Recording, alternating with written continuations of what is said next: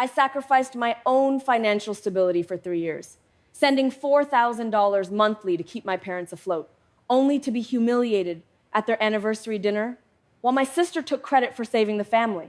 One question exposed their fraud, and the screams that followed haunt me still. This is where the story truly begins, and you won't want to miss what happens. Have you ever felt like the invisible one in your own family? Let me know your story down in the comments. I'd love to know who is part of our community. The air in my parents' Chicago dining room was thick with the scent of expensive lilies and a $300 roast. I sat on a wobbly chair at the edge of the table, feeling the weight of an 80-hour work week pressing against my skull. My skin felt like paper, thin and gray, a side effect of 3 years of surviving on caffeine and sheer willpower. I looked across the table at my sister, Olivia. She looked radiant, draped in a silk dress that cost more than my monthly rent, her skin glowing under the crystal chandelier. Beside her sat Connor, wearing a Rolex that gleamed with an offensive level of certainty. My father, Gary, stood up and clinked his glass. The room went silent. I expected a nod, a look, or even just a fleeting moment of recognition for the $144,000 I had wired them since his business collapsed. Instead, his gaze anchored on Olivia with a warmth that felt like a physical heat. He began to speak about legacy. He spoke about how they almost lost this very roof over their heads. And then he said it. He called Olivia the savior of the family. He praised her for stepping up when no one else would. He called her the only child who truly understood the meaning of sacrifice. Olivia dipped her chin, playing the part of the humble saint perfectly. She adjusted the diamond tennis bracelet on her wrist, a piece I recognized from a boutique I could never afford to enter. My mother, Patricia, reached out and squeezed Olivia's hand, her eyes wet with a pride that was never directed at me. I looked at the jewelry around my mother's neck. It was the diamond necklace from my grandmother's estate, the one I knew had been in a pawn shop 3 years ago. I was the one who provided the funds to get it back. I sat there, a ghost at a feast I was paying for. The silence in my head was louder than the applause following Gary's speech. He finally turned to me, his expression cooling instantly. He didn't see the senior financial analyst who had decimated her savings to save him. He saw a cold, selfish career woman who had abandoned her family for a city lifestyle. He told the room that I had done nothing, that while Olivia was saving their lives, I was busy being greedy in the city. The betrayal didn't feel like a sudden cut. It felt like an audit, where the numbers finally didn't add up. I didn't reach for a tissue to wipe away a single tear. In my line of work as a senior financial analyst, I've learned that emotion is the enemy of evidence. Sadness wasn't an option. Clarity was. I sat back in the wobbly chair, the cold wood pressing against my spine, and realized that my compassion had been a luxury they'd overdrafted for years.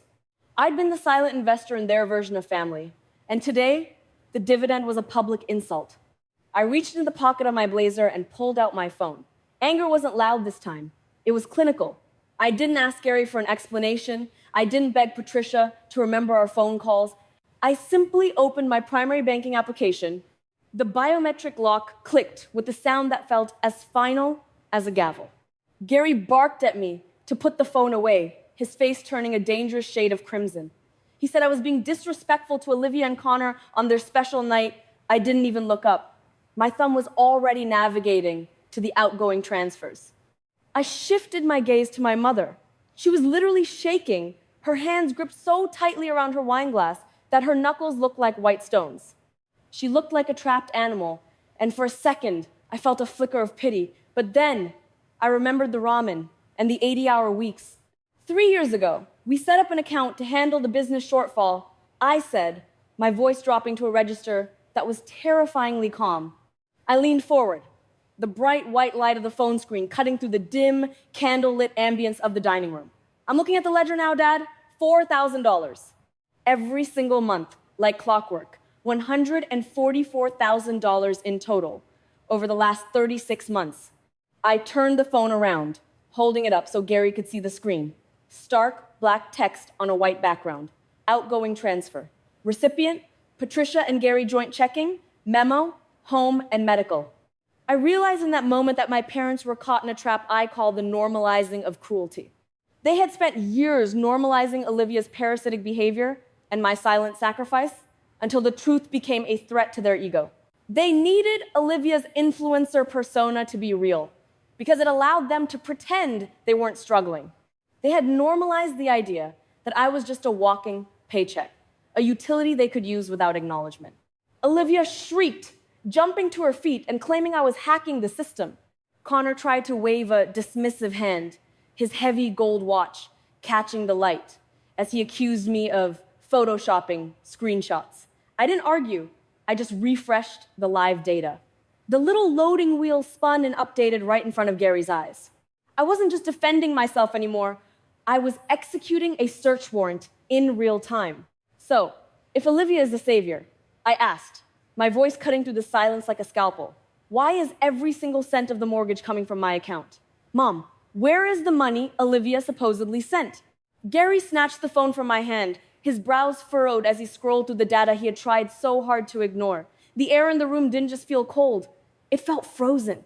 Gary's hands were shaking as he gripped the phone, but I wanted him to see beyond the numbers. I wanted him to see the hidden costs of his golden daughter's lifestyle. My apartment in Chicago is less than 400 square feet. The walls are thin enough that I can hear my neighbor's television, and the radiator clanks all night like a dying engine. For 3 years, I've slept on a mattress I found on clearance, counting every nickel and dime while I processed million-dollar audits for other people. I didn't take a vacation. I didn't buy a single new pair of shoes. I lived like a ghost so that my parents could stay in this house. Meanwhile, Olivia was buying luxury items and posting about her high-end lifestyle. I looked at the diamond necklace around my mother's neck. It caught the light from the chandelier, mocking me. That piece of jewelry was in a pawn shop 3 years ago. I'm the one who sent $12,000 to get it back, so Patricia wouldn't have to tell Gary she had sold her own mother's legacy to pay for Olivia's failed jewelry design business. Patricia told you Olivia found it in an old box, didn't she, Dad? It was a lie. It was my money that bought your pride back. I had been the silent investor in their version of family, funding a luxury lifestyle for a sister who wouldn't even acknowledge my presence. I processed the reality of the room. My compassion had been a resource they had overdrafted for years. I realized that to them, I wasn't a person with needs or exhaustion. I was a financial utility. I was the safety net they used to catch Olivia whenever she decided to fall. The 80-hour work weeks had cost me my health, my social life, and my sanity. And the interest on that debt was sitting right here at this table, pretending it was her own. Patricia finally broke her silence, her voice a thin, ragged whisper. She said it was all for the sake of family unity. She said she didn't want Gary to worry, and Olivia needed the confidence to build her brand. I didn't feel anger. I felt a cold, surgical precision. Family unity isn't built on the back of one person's suffering. It was a contract I had never signed, a subscription where I was the only one footing the bill. The truth was out now, and the balance sheet was finally public. Olivia's face twisted into a mask of pure, unadulterated rage. She didn't look like the golden daughter anymore. She looked like a cornered predator. She shrieked that I was a liar, that I had used my fancy degree to hack the bank and manufacture evidence to ruin her career. She snatched the centerpiece, the one that cost $200, and hurled it against the wall. The crystal vase shattered, sending water and lilies across the hardwood floor. She wasn't just defensive, she was launching a full-scale assault. Gary didn't look at the phone in his hand. He looked at me, his face a dark, bruised purple. He roared that I was a disgrace, that I was trying to destroy the family's happiness because of my own lonely, miserable life. He told me to get out of his house and never come back. He threatened to disown me, to erase my name from his memory for the crime of exposing the truth. It was a blind, irrational defense of the daughter who was actively bleeding him dry. I stood there, absorbing the screams, and realized that I had been trapped for years by the invisible chain of the survivor.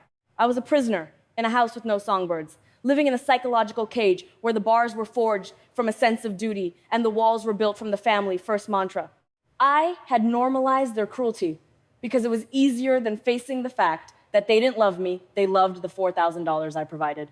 I had been waiting for a key that didn't exist, not realizing that I was the one who had been holding the lock closed. Olivia pulled out her phone, her fingers tapping the screen with a manic energy. She started an Instagram live, her voice suddenly shifting into a melodic, theatrical sob. She told her followers that she was being targeted by a toxic family member who was mentally unstable. She began drawing her digital audience into our private war, framing herself as the victim while Gary nodded in the background, a silent accessory to her lies. She looked at me over the phone, a nasty, triumphant smirk cutting through her tears. I didn't argue. I didn't plead for him to listen. I realized that Gary wasn't shocked by what Olivia had done. He was shocked that I had stopped playing along. I reached out, took my phone back from his trembling hand, and walked toward the hallway. I stopped making their morning coffee years ago, and today I was stopping the subscription to their lies. I left the anniversary dinner without looking back, the sound of Olivia's fake crying fading as I stepped into the cool Chicago night. I wasn't going home to hide. I was going to call my legal team. The personal war was over. The professional audit was about to begin. I walked out of that house and didn't look back. I wasn't just walking away from an anniversary dinner. I was walking away from a lifelong debt I never actually owed. I didn't drive back to my tiny apartment to cry. I drove straight to my office in downtown Chicago. The city skyline was cold and indifferent, exactly what I needed. Facts don't care about my feelings, and right now, I needed the cold comfort of a spreadsheet. I called Marcus, my associate, who specialized in forensic law. He met me at the office at midnight. We didn't waste time on pleasantries. I gave him the access codes to the joint accounts and the property records for my parents' home. We began the deep dive. This wasn't revenge. It was an audit of a criminal enterprise disguised as a family. As the sun began to peak over Lake Michigan, Marcus stopped typing. His face was pale. He turned the monitor toward me. He hadn't just found the missing $144,000. He had found something lethal. Olivia didn't just take the cash, Destiny, Marcus said. She used your credit profile, and she used this house. She had exploited the fact that my name was added to the deed years ago for estate planning purposes. She didn't just forge my signature. She manufactured a fraudulent joint application, making it appear as though the entire family was consenting to a high-interest business loan against the property. I looked at the digital documents.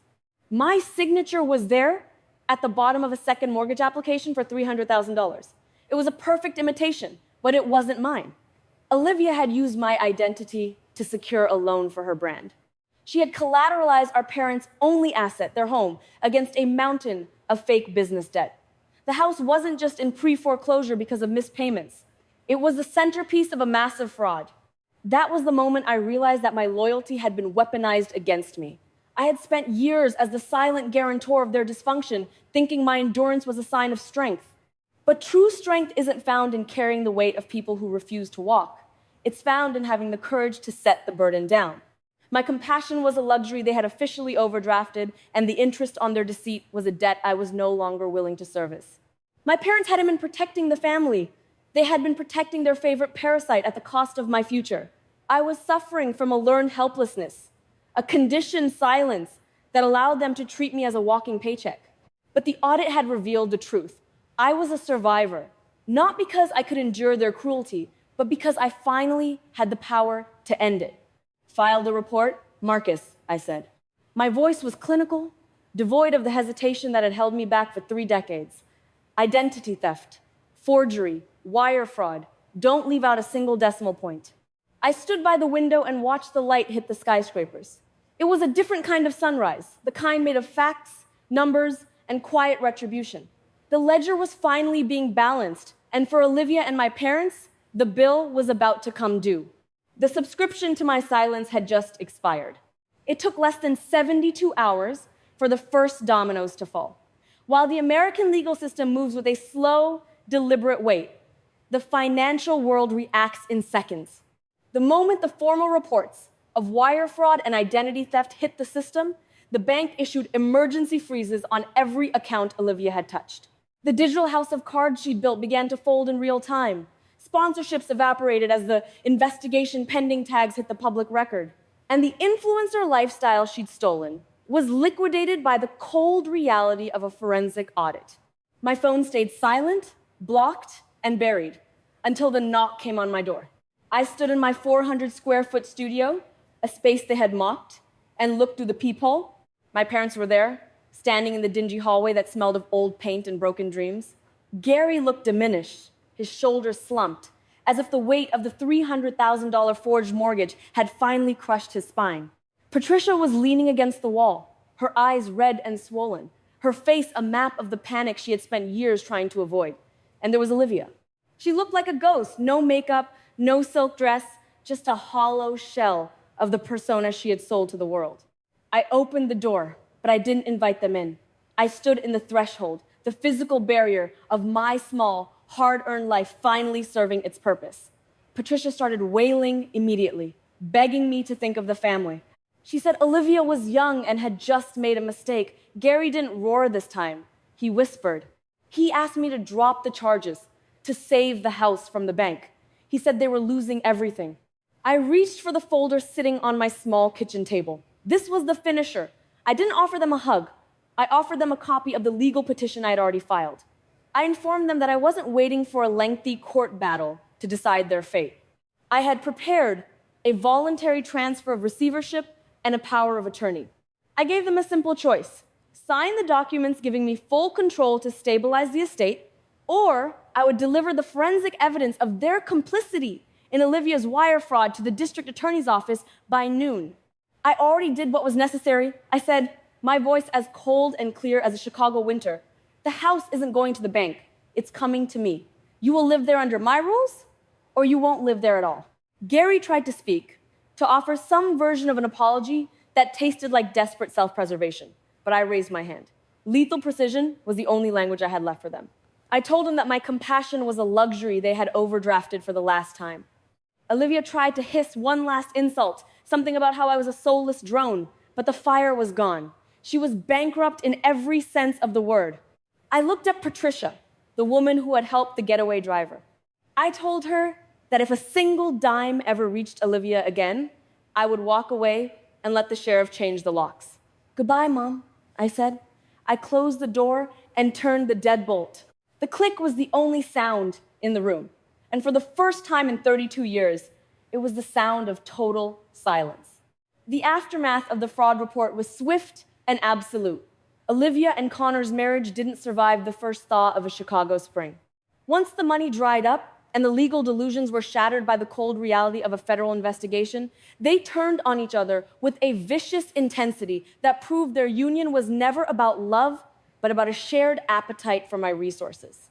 Connor fled back to his mother's basement in Ohio, leaving behind a trail of unpaid debts and a broken Range Rover he could never actually afford. Olivia is currently working as a receptionist at a local dental office. Her days are no longer spent staging fake luxury for 300 followers. Instead, she files patient records and answers phones, earning a wage that doesn't include a budget for Cartier love bracelets. The lifestyle brand is dead, and her social media is a ghost town of deleted posts replaced by the mundane reality of a life she once thought she was too good for. I visited my parents last week. The house is safe, and the mortgage is finally current under my strict supervision. I didn't save them out of a sense of blind loyalty. I took control to protect the equity I had spent 3 years building. Gary and Patricia live there now, under a court-ordered receivership that I personally manage.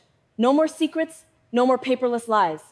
Every dollar that enters or leaves that house passes through my digital audit. Gary spends his afternoons on the porch, watching the world go by. He told me he was proud of me out of nowhere, and while those words used to be the only thing I wanted, I realized I no longer needed them to feel whole. I had balanced the ledger myself, and that was the only validation that mattered. While Olivia's meager restitution payments are largely symbolic, a monthly reminder of her debt to the family, the true capital for my next chapter came from the recovered equity of the house and the substantial career bonuses I had quietly preserved. I didn't just survive their greed, I out-invested it. With the restitution payments and the savings I protected, I officially established the Eleanor Foundation.